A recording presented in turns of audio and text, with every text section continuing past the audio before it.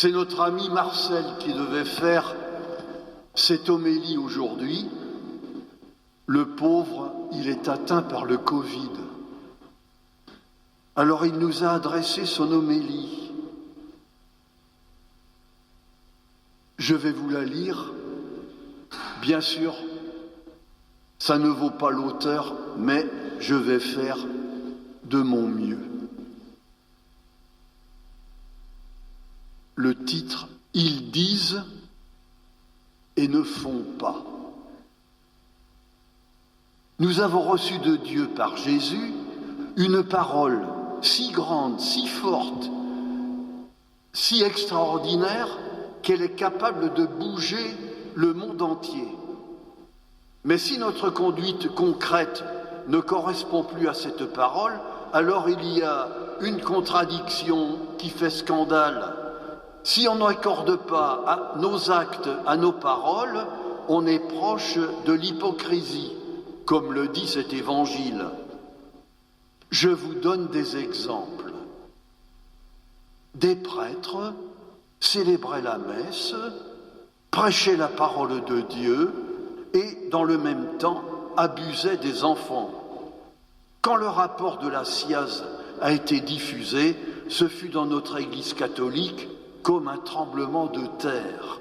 Les abus ont fait beaucoup de mal à l'Église.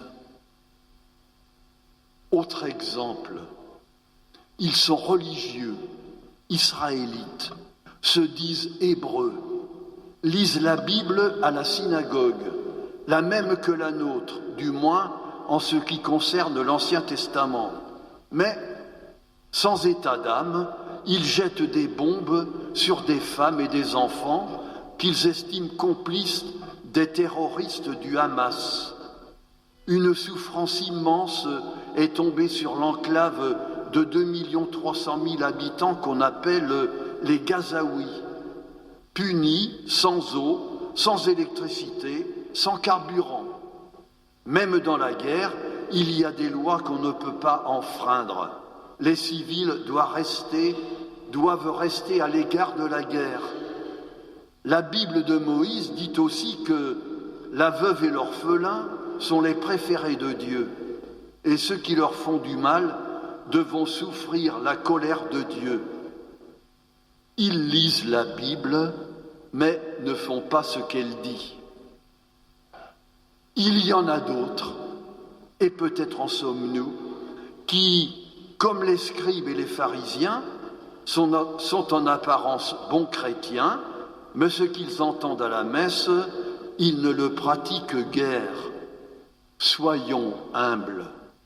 À part les saints que nous avons fêtés le jour de la Toussaint, qui pratique vraiment le bel évangile de Jésus? Alors allons à lui et suivons-le pour lui ressembler de mieux en mieux. Quand Jésus parle, lui, aussitôt après, il met en pratique ce qu'il a dit. Devant la foule fatiguée et affamée, Jésus dit « J'ai pitié de cette foule ». Et aussitôt, il répartit les pains et les poissons.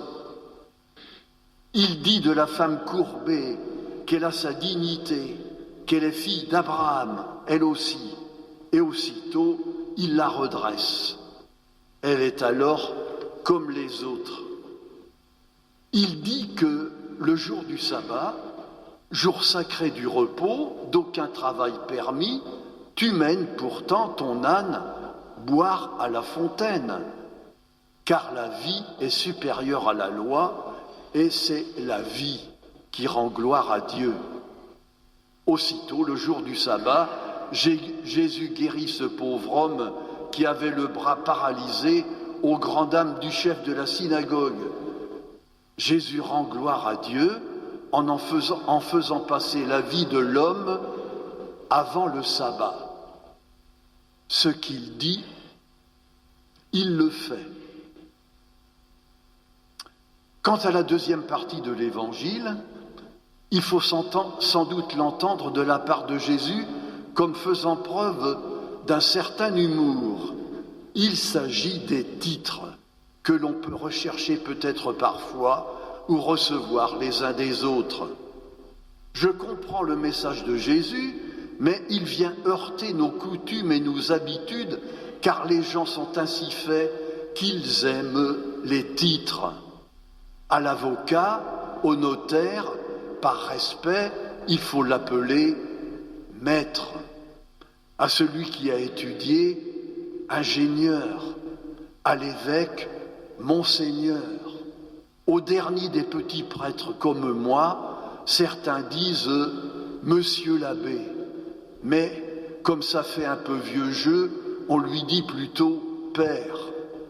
Au Pérou, où j'étais, on m'appelait souvent padré, mais c'était plutôt affectueux.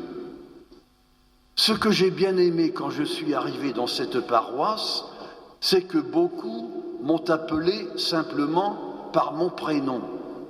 Cette familiarité m'a plu, elle est évangélique. Et Jésus, dans cette fourmilière de titres, jette un gros pavé. Vous n'avez qu'un seul maître, vous n'avez qu'un seul père.